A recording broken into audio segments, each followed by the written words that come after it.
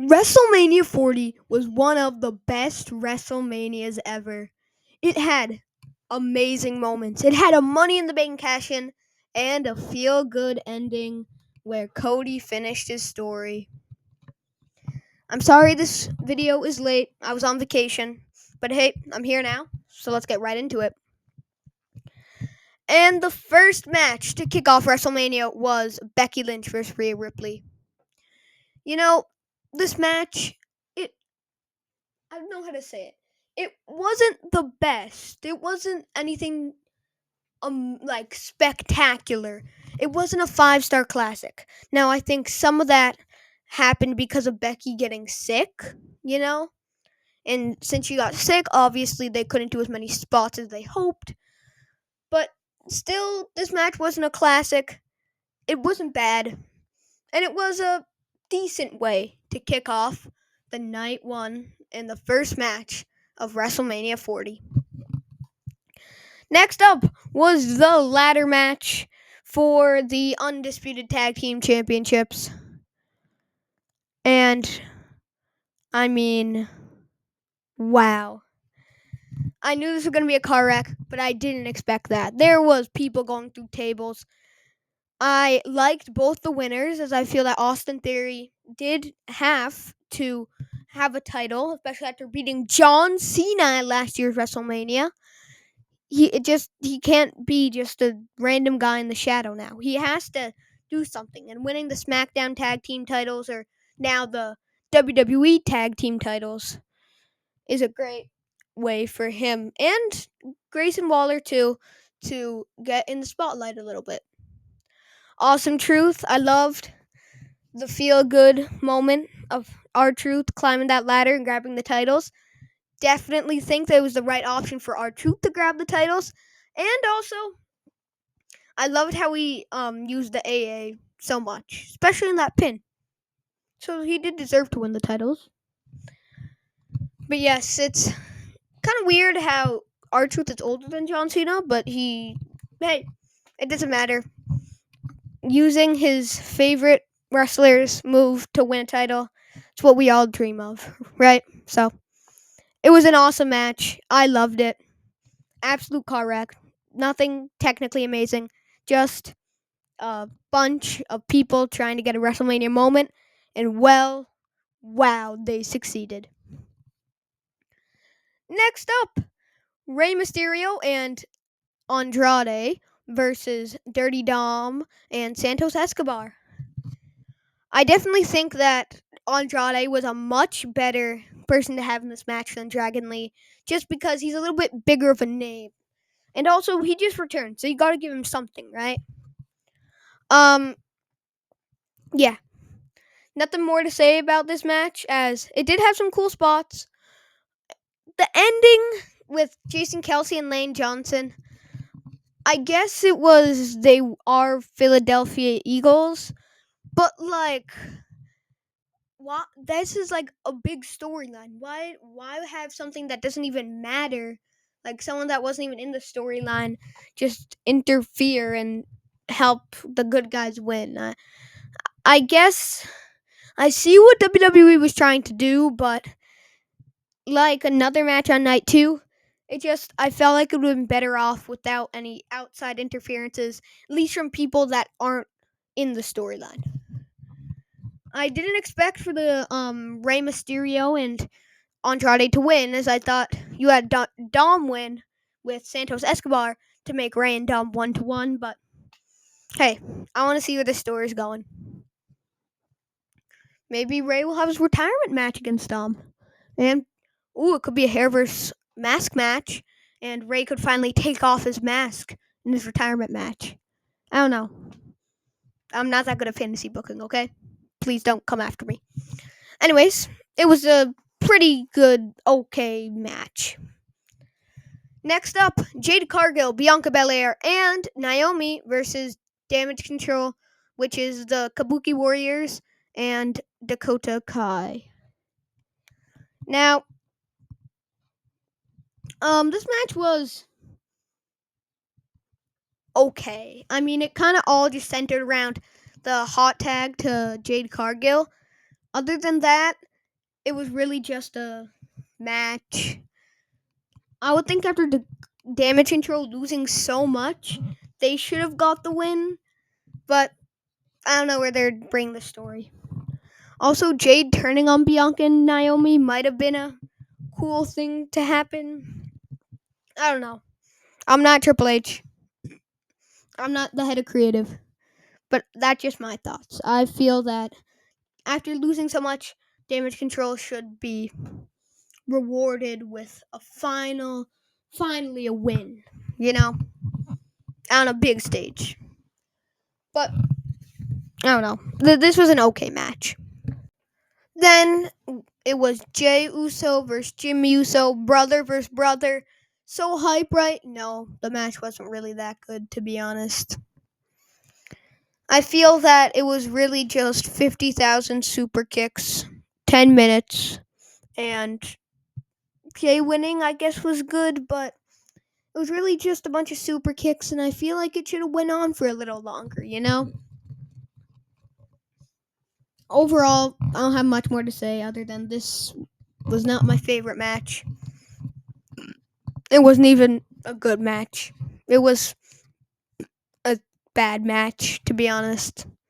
A little bit disappointed. Then we have wait a minute. We have Intercontinental Championship match between Sami Zayn and Gunther. This match was pretty good. I like the perspective of Chad Gable helping Sammy.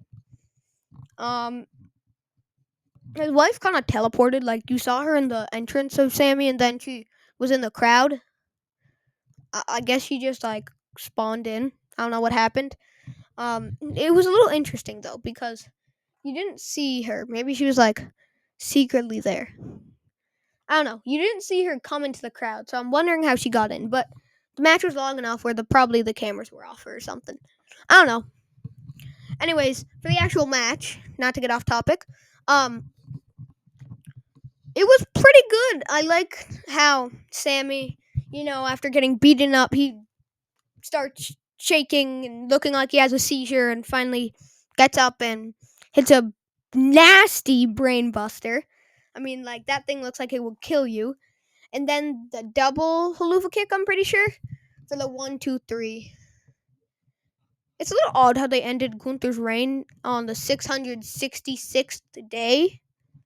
But, I won't question that. That's just how stuff goes sometimes. Just a little interesting, But anyway, pretty entertaining, and overall, it gets a thumbs up. Next up, the main event, the tag team match between Roman and The Rock versus Seth and Cody, which for starters had the right winner.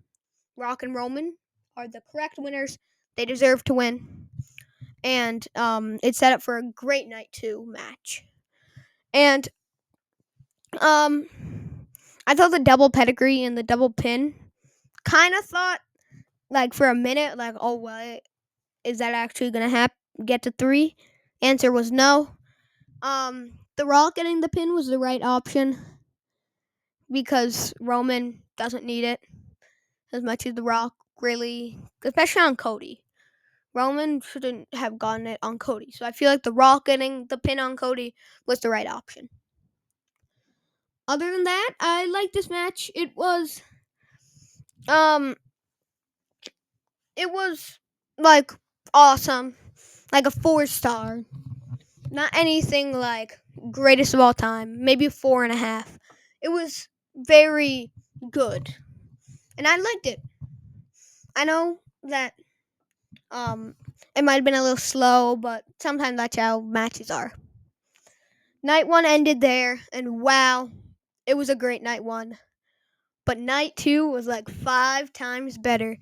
So the opening match is Seth Rollins versus Drew McIntyre. I love both their entrances too.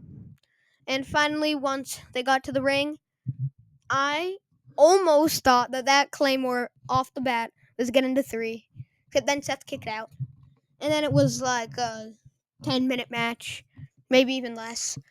And overall, Drew won, celebrated. Then he got cashed in on by Damian Priest, which I think was the right option. And it was a fun moment, especially that Drew and CM Punk could have a SummerSlam match, right? It's leading up to that. Overall, this match gets a thumbs up from me. Both matches, actually. And I like them a lot. Yeah, so they were pretty good. The next match is the Philadelphia Street Fight, which was a tag match between Bobby Lashley and the Street Profits versus Karrion Kross and AOP. Going back, like I said, on the night one, the interference from Bubba Ray Dudley, or not interference, but more influence.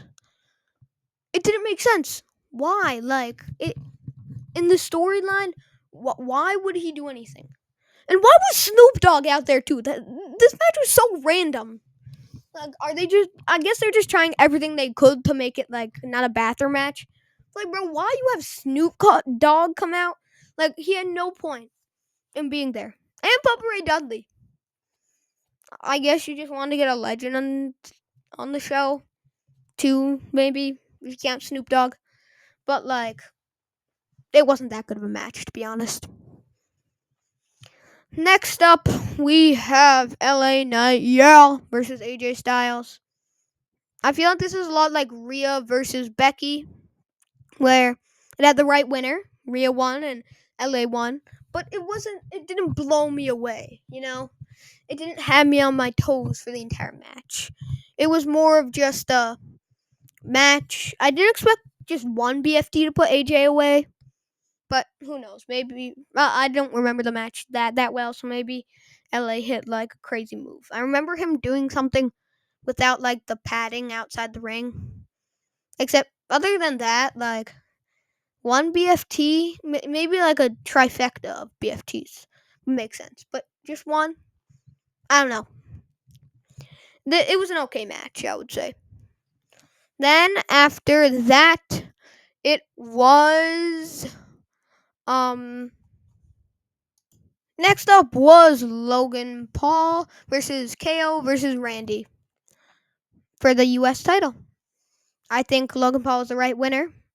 And also I Show Speed, it was a little bit funny, except I feel like if you're not Gen Z, you wouldn't understand who I Show Speed is, you know? But I do still feel like it was funny to have I Show Speed out there.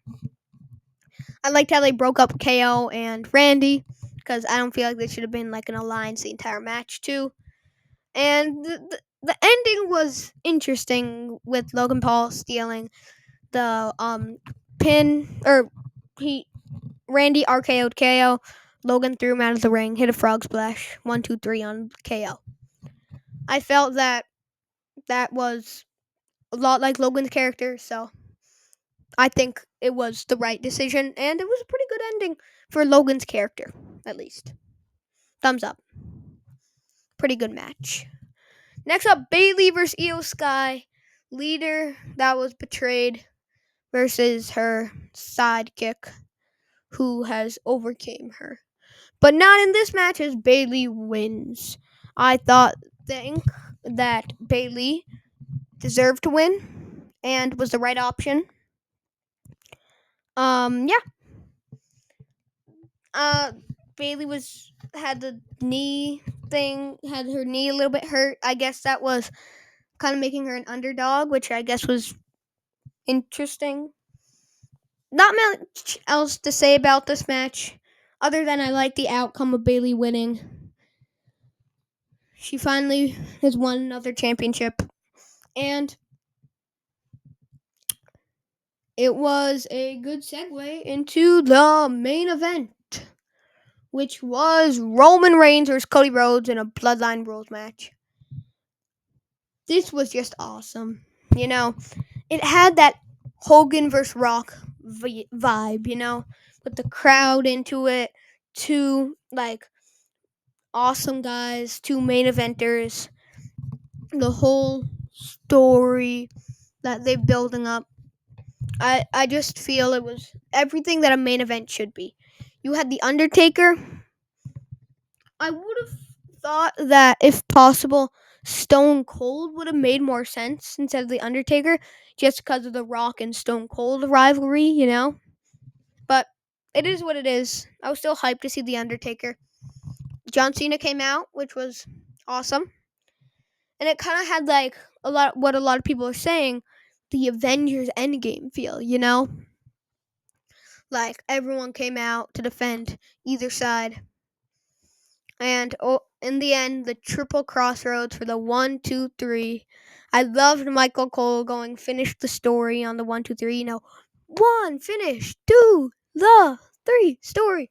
Samantha's cracky voice because she was upset or emotional, not upset. She wanted it to happen, so she was emotional. I just felt that all of those tiny things plus the story made it just the perfect end. It was definitely the start of the Paul Levesque era. And that moment of Cody winning will live on forever. And it was one of my favorite moments to watch live as a wrestling fan. But yes, that was my review of the show. The number one moment of the entire night, the feel-good moment, Cody winning. The best match. Deservingly, Roman vs. Cody was the main event. And I feel like after looking back at all the matches, it was definitely the best. Even with storyline. And bravo to WWE, as this was an amazing WrestleMania. And I don't know how many more WrestleManias can top what they put on at WrestleMania 40.